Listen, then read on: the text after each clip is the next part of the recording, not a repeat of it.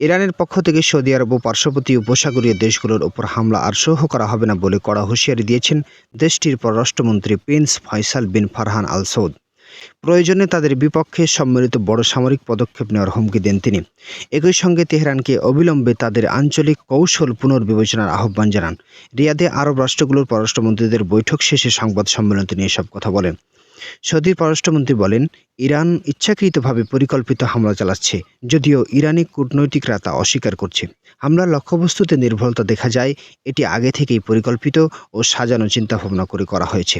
Saudi আরব কখনোই হামলার প্রতিক্রিয়া জানাবে তা প্রকাশ করা বুদ্ধিমানের কাজ হবে না বলেও জানান তিনি। তিনি আরও সতর্ক করে বলেন, আমাদের ধৈর্যের সীমা আছে, কিন্তু তা অসীম নয়।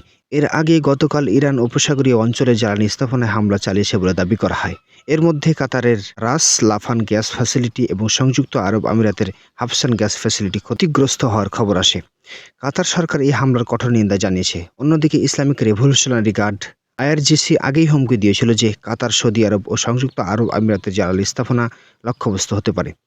আজ সৌদি প্রতিরক্ষা মন্ত্রণালয় জানায়, রিয়াদকে লক্ষ্য করে ছোড়া 4টি ব্যালিস্টিক ক্ষেপণাস্ত্র তারা প্রতিহত করেছে।